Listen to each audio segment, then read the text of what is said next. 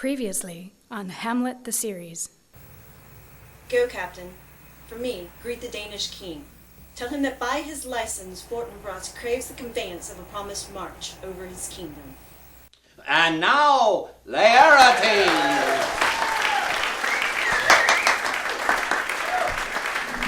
We will have no more marriages.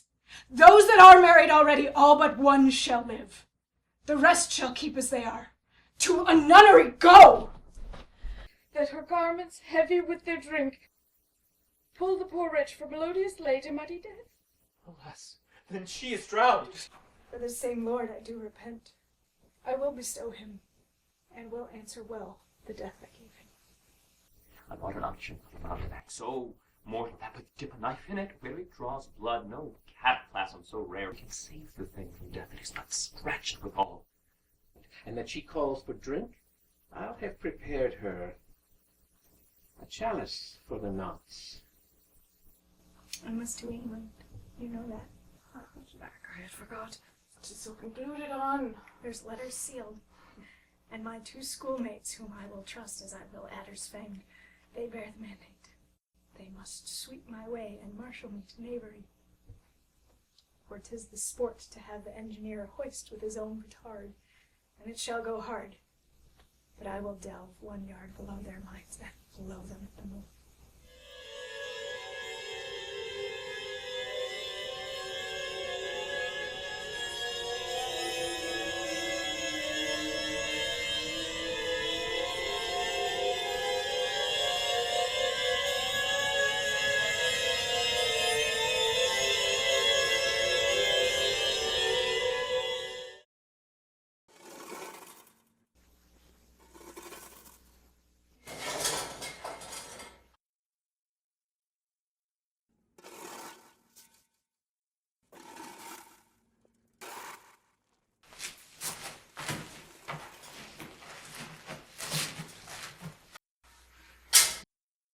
Is she to be buried in Christian burial that willfully seeks her own salvation?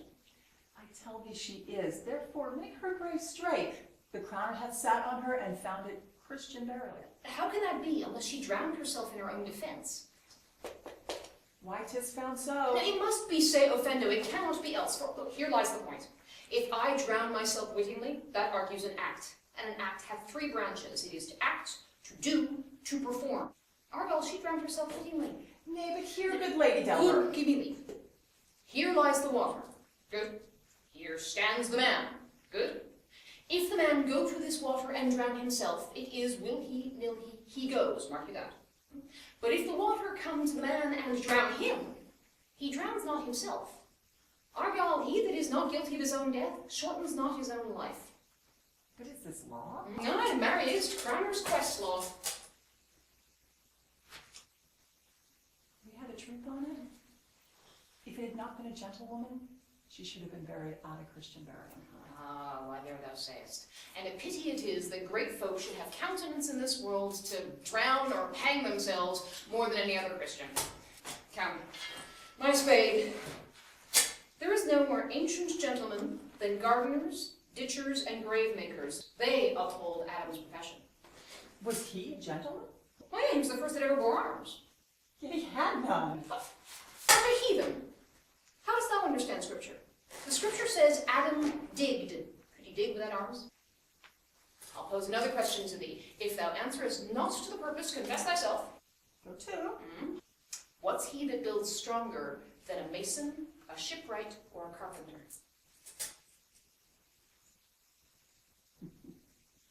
The gallows maker. For the frame that he builds outlives 1,000 tenants. I like thy wit well, in good faith. The gallows does well. But how does it well? It does well to those that do ill. Now thou dost ill to suggest the gallows is built stronger than the church. Argyle, I fear the gallows may do good to thee. To it again, come. Who builds stronger than a mason, a shipwright, or a carpenter? Mary, I can tell. To it.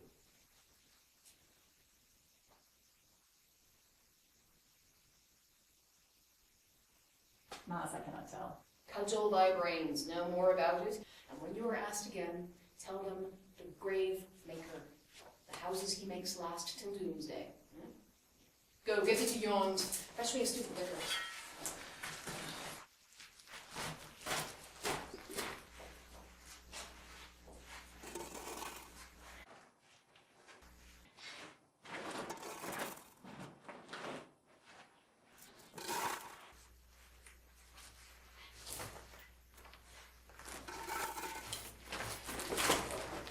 In youth, when I did love, methought was very sweet. Contract the time for my behalf, methought was nothing neat. Has this lady no feeling of her business? She sings at grave making. Custom hath made in her a property of easiness. Even so, the hand of little employment hath the daintier sense. Indeed. At least I'm sure it may be so in Denmark. But aging with steering steps like brought me in his clutch and hatched me into the land as if I'd never been sung.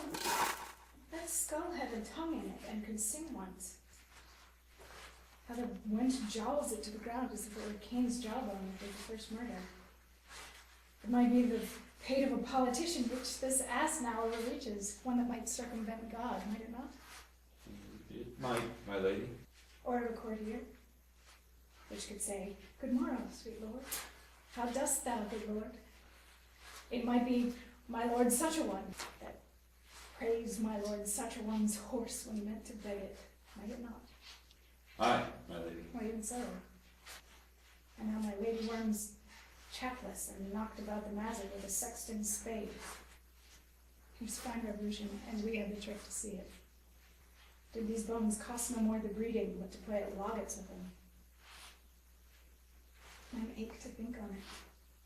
A pickaxe and a spade, for and a shroud sheaf, for a pit to play, for to be made, for such a guest is me. There's another. Why, might not that be the skull of a lawyer? Where be his quiddities now? His quillets, his cases, his tenures, and his tricks? Why does he suffer this rude wench to knock him about the sconce with a dirty shovel, and will not tell her of the action of battery? This fellow might in his time be a great buyer of lands, with his statutes, his recognizances, his fines, his double vouchers, his recoveries. Is this the fine of his fines? The recovery of his recoveries? To have his fine pate full of fine dirt? Will his vouchers voucher no more of his purchases, and double ones too, than the length and breadth of a pair of indentures? The very conveyance of his lands will hardly fit in this box, and must the inheritor himself have no more? Huh? Not a jot, my lady. It's not parchment made of sheepskins. Aye, my lady. And cat skins too. They are sheep and calves, which seek assurance in that. Don't speak to this lady. Whose grave is this, madame? Mine, Mum. A pit to play, for to be made, for such a guest is me. I think it be thine indeed, for thou liest in it. You lie out on it, Mum, and therefore 'tis not yours. For my part, I do not lie in it, and yet it is mine. Thou dost lie in it. To be in it and say it is thine, 'tis for the dead, not the quick. Therefore thou liest. 'Tis a quick lie, Mum, 'twill away again from me to you. What man dost thou dig it for? For no man, Mum. For what woman then? For none neither. Who is to be buried in it? And one that was a woman, Mum, but rest her soul, she's dead. Oh, absolute the wench is. We must speak by the card, or equivocation will undo us. How long hast thou been a gravemaker? Of all the days in the year, I came to it the day our last King Hamlet overcame Fortinbras. How long is that since? Cannot you tell that? Every fool can tell that. That was the very day that young Hamlet was born. She was mad and sent it to England. Aye, Mary. Why was she sent into England? Well, because she was mad. She will recover her wits there, or if she do not, 'tis no great matter. Why? Well, won't be noticing her there. There all the women are as mad as she. How came she mad? Oh, very strangely, they say. How strangely? Faith even with losing of her wits. Upon what ground? Like here in Denmark. I have been sexton here, woman and girl, for 27 years. man lie in the earth ere he rot. Faith, if he be not rotten before he die, as we have many pocky courses nowadays that will not hold a laying in. Will last you 8 or 9 year. A tanner will last you 9 year. Why he more than another? Well, Mum, his hide is so tanned with his trade that he keeps out water a good while, and your water is a sore decayer of your horse and dead body. Now this skull has lain in here 21 years. Whose was it? Horse and mad fellows it was. Who do you think it was? Man, I'm not. A pestilence on him for a mad rogue. He poured a flagon of Rhenish on my head once. This same skull, Mum, was Yorick's skull, the king's jester. This? He matched. Let me see.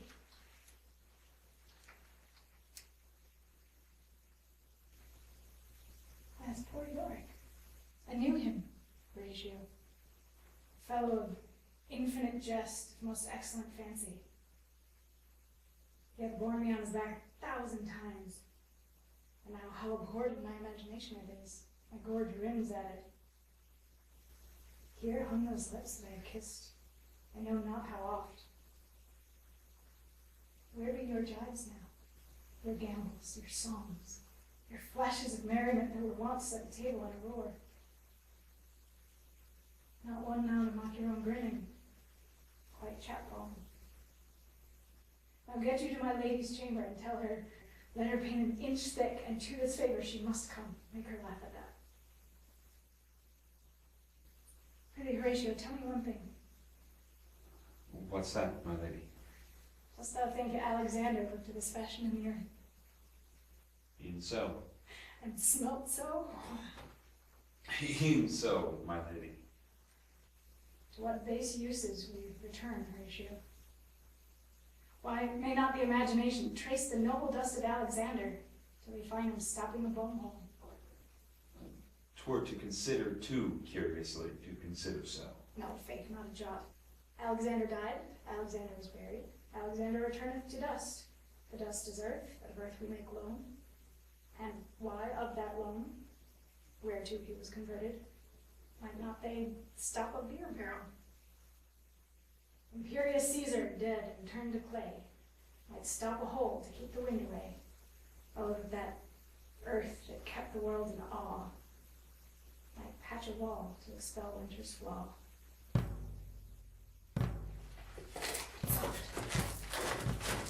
Here comes the king. Queen, the courtiers. Who is this that they follow? And with such maiming rites? This doth betoken the corpse they follow did with desperate hand fordo its own life. 'Twas of some stage. Couch we while, Mark.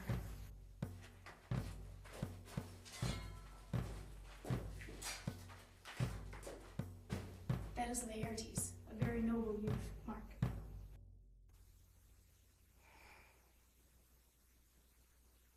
What ceremony else?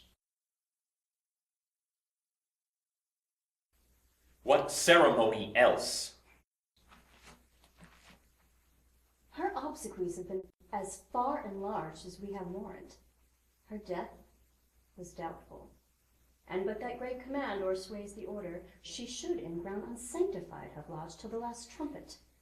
For charitable prayers, shards, flints, and pebbles should be thrown on her. Yet, here she is allowed her virgin krantz, her maiden struments, and the bringing home of bell and burial. Must no more be done. No more be done. We should profane the service of the dead to sing a requiem and such rest to her as to peace-parted souls. Lay her in and from her fair and unpolluted flesh may violence spring. I tell thee, churlish priest, a ministering angel shall my sister be when thou liest howling. What? Pharaoh Philip.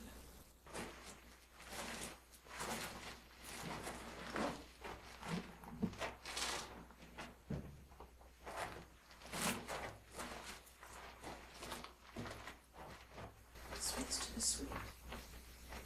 Farewell. I love thy bright bed to have decked, sweet maid, and not as to thy grave. Oh, treble love, Fall 10 times treble on that cursed head whose wicked deed thy most ingenious sense deprived thee of. Hold off the earth a while, till I have caught her once more in my arms. Now pile dust upon the wicked dead, till of this flat a mountain you have made to o'ertop old Pelion, and the sky shed a blue Olympus. What is he whose grief bears such an emphasis? Whose phrase of sorrow conjures the wandering stars, and makes them stand like wonder-wounded hearers? This is I, Hamlet the Dane. Devil, take thy soul! Thou prayest not well. Take thy hands off my throat. Though I am not splendid and rash, yet I have something in me dangerous, which let thy wiseness fear. Hold off thy hand. Knock them asunder! Hamlet! Good my lady, be quiet! I will fight with him upon the sea until my eyelids no longer wag. Oh, daughter of me! I loved Ophelia! 40,000 brothers could not, with all their quantity of love, make up my sum. What wilt thou do for her? She is mad, Laertes. For the love of God, forbear her. Swans, show me what thou do. Would weep, would fight, would fast, would tear thyself, would drink up easel, eat a crocodile. I'll do it. Didst thou come here to whine, to outface me with leaping in her grave? Be buried quick with her, and so will I. And if thou praise mountains, let them try to pour millions of acres upon us. Nay, no mouth. I'll raise as well as thou. This is mere madness. And thus a while the fit will work on her. Anon, as patient as a female dove, when that her golden couplets are disclosed, her silence would sit drooping. Hear you, sir. Why beat me thus? I loved you ever. There is no matter. I pray you, good Horatio, wait upon her.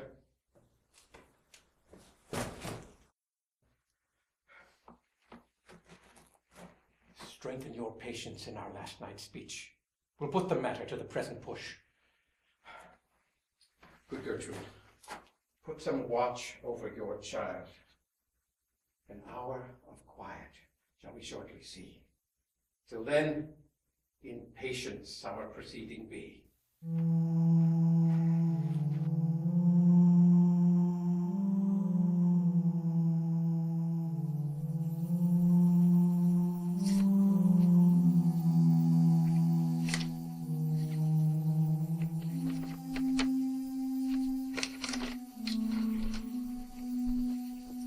So much for this, sir. Now shall you see the other. You do remember all the circumstance? Remember it. Our indiscretions sometimes serve us well when our deep plots do pall.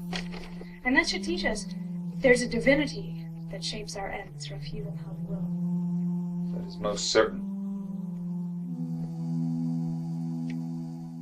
Is it possible? Here's the commission. Read it at more leisure. So, Guildenstern and Rosencrantz go to it. Why, man, they did make love to this employment. They are not near my conscience. Their defeat does by their own insinuation grow. 'Tis dangerous when the baser nature comes between a passing felon and spoils of mighty opposites. What a king is this? Does it not, thinks thee, fall me now upon he that hath killed my king and whored my mother and popped between the election and myself, thrown out his angle for my proper life, and with such cozenage, is it not proper conscience to quit him with this arm? And is it not to be damned to let this canker of our nature come in further evil? It will be shortly known to him from England what the issue of the business is there. It will be short.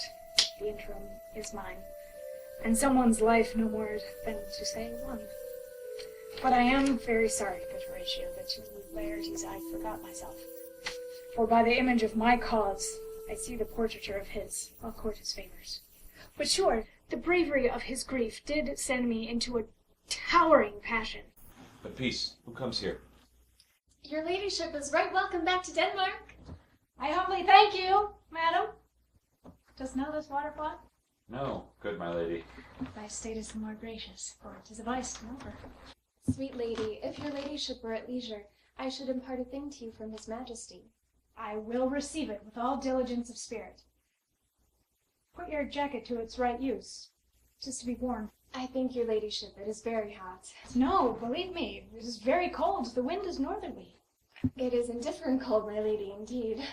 And yet, methinks it is very sultry and hot for my complexion. Exceedingly, it is very sultry, as 'twere, I cannot tell how.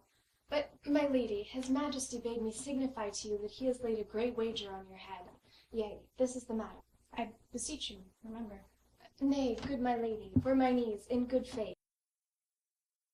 Madam, here is newly come to court, Laertes. Believe me, an absolute gentleman, full of most excellent differences, a very soft society, and great showing. Indeed, to speak feelingly of him, he is the card or calendar of gentry, for you shall find in him the continent of what part a gentleman would see. Madam, his definement suffers no perdition in you, though I know to divide him inventorially would dizzy the arithmetic of memory. But to the verity of extolment, I find him to be the soul of great article, his infusion of such dearth and rareness as, to make true diction of him, his semblance is his mirror, for who else would trace him, his umbrage, nothing more. Your ladyship speaks most infallibly of him. The concernancy, madam, why do we wrap this gentleman in our more rawer breath? Ma'am? It's not possible to understand in another tongue? You will do it, madam. What imports the nomination of this gentleman? Of Laertes? Her purse is empty. All her golden words are spent. Of him, madam? I know you are not ignorant. I would that you did. Yet, in faith, if you did, it would not much approve me. Well, madam. You are not ignorant of what excellence Laertes is. I dare not confess that. I mean, lady, for his weapon. But in the imputation laid on him by them, in his meed he's unfellowed. What's his weapon? Rapier and dagger. That's two of his weapons, but, well. Madam, the king hath wagered with him 6 Barbary horses, against the which he has imponed, as I take it, 6 French rapiers and poniards, with their assigns as girdle, hangers, and so. 3 of the carriages, in faith, are very dear to fancy, very responsive to the hilts, most delicate carriages, and of very liberal conceit.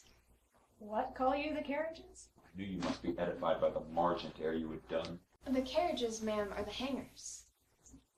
The phrase would be more germane to the matter if we could carry cannons at our sides. I might be hangers till then. But 6 Barbary horses against 6 French swords, their assigns, and liberal conceited carriages. That's the French bet against the Danish. Why is it imponed, as you call it? The king hath laid that in a dozen passes between yourself and him, he shall not exceed you 3 hits. He hath laid on 12 for 9, and it should come to immediate trial, if your ladyship would vouchsafe the answer. How if I answer no? I mean, my lady, the opposition of your person in trial. Madam, I will walk here in the hall. If it please his majesty, 'tis the breathing time of day with me. Let the foils be brought, the gentleman willing, and the king shall keep to his purpose. I will win for him when I can, and if I can't, I will gain nothing but my shame and the odd hits. Shall I redeliver you even so? To this effect, ma'am. After what flourish you will. I commend my duty to your ladyship. Yours. She does well to commend it to herself, for there are no other tongues for her turn. My lady, you will lose this wager. I do not think so. Ever since he went into France, I have been in continual practice. I shall win at the odds. But thou would not think how ill all's here about my heart. It is no matter. Nay, good my lady. It is but foolery. It is such a kind of gain-giving as would trouble a woman. Your mind is like anything, obey it. I will forestall their repair hither. Say you are not fit. Not a whit. We defy augury. There is a special providence in the fall of a sparrow. If it be now, 'tis not to come. If it be not to come, it will be now. If it be not now, yet it will come. The readiness is all. Since no man has aught of what he leaves, what is it to leave betimes? The king and queen and all are coming down. In happy time. The queen desires you to use gentle entertainment to Laertes before you fall to play. She well instructs me.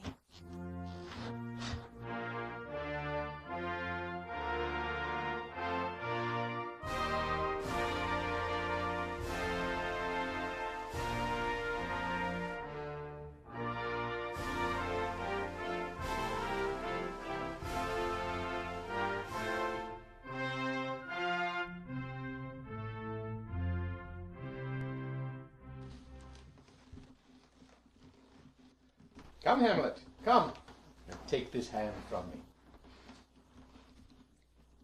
Give me your pardon, sir. I have done you wrong.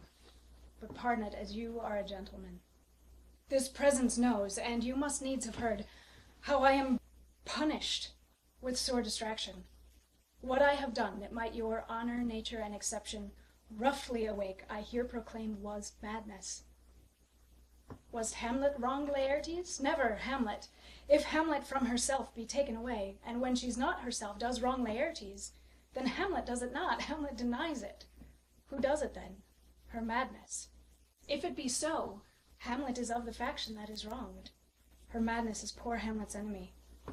Sir, in this audience, let my disclaiming from a purposed evil free me so far in your most generous thoughts, that I have shot mine arrow over the house and hurt my brother. I'm satisfied in nature, whose motive in this case should stir me most to my revenge. But in my terms of honor I stand aloof, and will no reconcilement. By some elder masters of known honor I have a voice and precedent of peace to keep my name ungored, but until such a time I do receive your offered love like love, and will not wrong. I embrace it freely. And will this comrade's wager frankly play? Give us the foils. Come on. Come, one for me. I'll be your foil, Laertes. In mine ignorance your skill shall, like a star in the darkest night, stick fiery off indeed. Oh, you mock me, lady. No, by this hand. Come, young Osric, give them the foils. Cousin Hamlet, you know the wager. Very well, my lord. Your grace hath laid the odds on the weaker side. I do not doubt it. I have seen you both. But since he is bettered, we have therefore odds.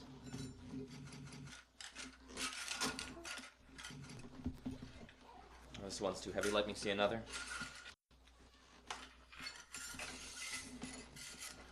This likes me well. These foils have all a length. Yes, my lady.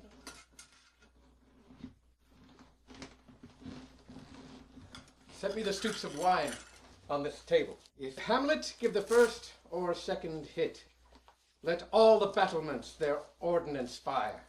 The king shall drink to Hamlet's better breath. And in the cup an union shall he throw, richer than that which 4 successive kings in Denmark's crown have worn. And let the kettles to the trumpets sound, the trumpets to the cannoneer without, the cannons to the heavens to earth. The king drinks to Hamlet. Come, begin. And you, the judges, bear a wary eye. Come on, sir. Come, my lady. One. No! Judgment. A hit, a very palpable hit. Well, again. Stay! Give me drink. Hamlet, this pearl is thine.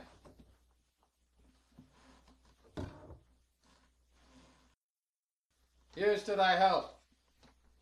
I shall play this bout first. Set it by a while. Come.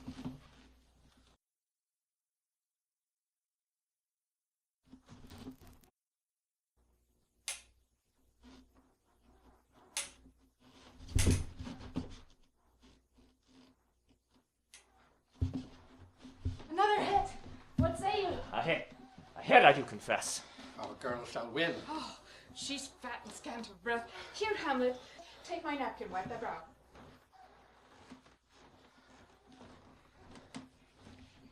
The queen carouses to your fortune. Gertrude, do not drink.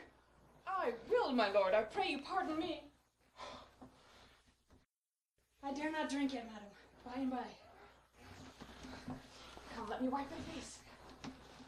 My lord, I'll hit her now. I do not think it. Yet it's almost against my conscience. Come for the third, Laertes. You do but dally. I pray you, pass with your best violence. I am afeard you make a wanton of me. Say you so. Come on.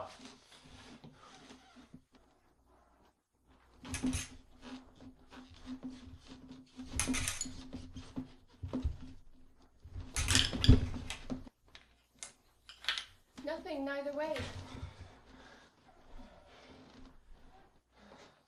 Have at thee now.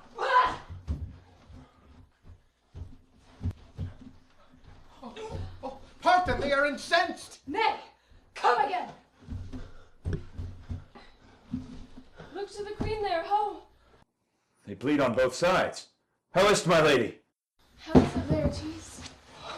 How does the queen? She swoons to see them bleed.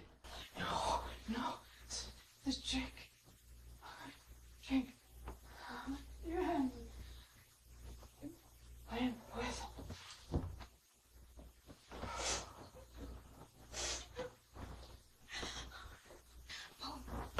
Villainy! Let the doors be locked! Treachery! Seek it out! It is here, Hamlet. Hamlet, thou art slain. No medicine in the world can do thee good, only there's not half an hour of life. The foul instrument is by thy hand, unbaited and envenomed. The foul practice hath turned itself on me low. Here I lie, never to rise again. Thy mother's poisoned. I can no more. The king! The king's to blame! Treason! Treason! Treason! The point. Envenom too.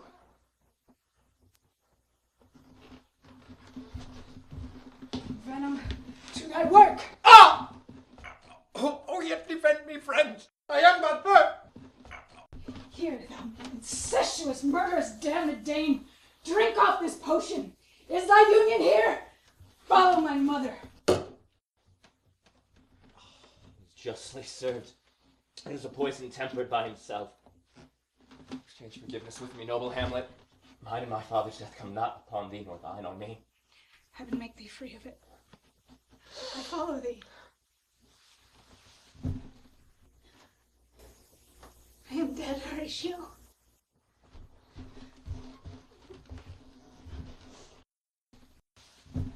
Wretched queen. And you that look pale and tremble at this chance, that are but mutes or audience to this act, had I but time. Mrs. Phil Sergeant is straight in his arrest. Oh, I could tell you. Horatio, I am dead. Thou livest. Report me and my cause aright to the unsatisfied. Never believe it. I'm more an antique Roman than a Dane. There's yet some liquor left. As thou art a man, give me the cup. Let go. I have not have it. Oh, good Horatio, what a wounded name. Things standing less unknown shall live behind. If thou didst ever hold me in thy heart, absent thee from felicity a while, and in this harsh world draw thy breath in pain to tell my story. What warlike noise is this? Young Fortinbras, with conquest come from Poland, to the ambassadors of England gives this warlike volley. Oh!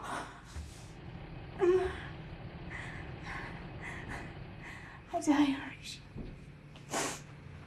This potent poison cord overgrows my spirit. I cannot live to hear the news from England. But I do prophesy the election lights on Fortinbras. She has my dying voice. So tell her the occurrence. More and less. She has solicited. Rest the silence. Good night, sweet princess. And flights of angels sing thee to thy rest.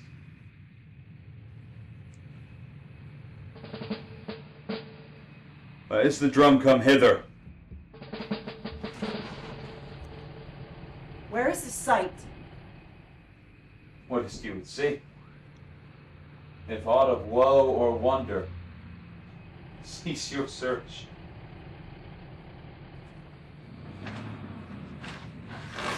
Proud death, what feast is toward in thy eternal cell that thou so many princes at a shot so bloodily hast struck? The sight is dismal, and our affairs from England come too late. The ears are senseless that should give us hearing. To tell him his commandment has been fulfilled, that Rosencrantz and Guildenstern are dead. From where should we have our thanks? Not from his mouth, but at the ability of life to thank you. He never gave commandment for their death. But since so jump upon this bloody question, you from the Polack wars, and you from England are here arrived. Give order that these bodies, high upon a stage, be placed to the view. And let me speak to the yet unknowing world how these things came to pass. So shall you hear of bloody, carnal, and unnatural acts, of accidental judgments, casual slaughters, and deaths put on by cunning and forced cause. And in this upshot, purposes mistook fall on the inventors' heads. All of this can I truly deliver. Let us haste to hear it, and call the noblest to the audience. For me, with sorrow I embrace my fortune. I have some rights of memory in this kingdom which now to claim my vantage doth invite me. Of that I shall also have cause to speak, and from her mouth, whose voice will draw no more. But let the same be presently performed, even while men's minds are wild, lest more mischance on plots and errors happen.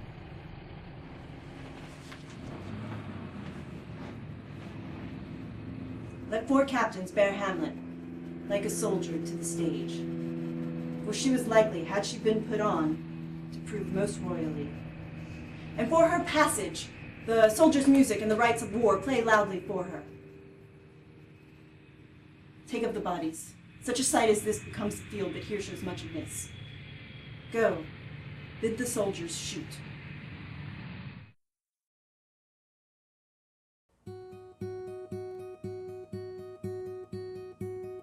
I was talking to the Mona Lisa just the other day.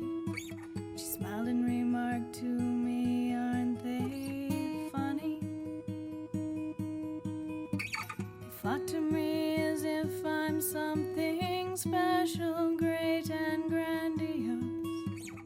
I'm just a portrait of a no-name.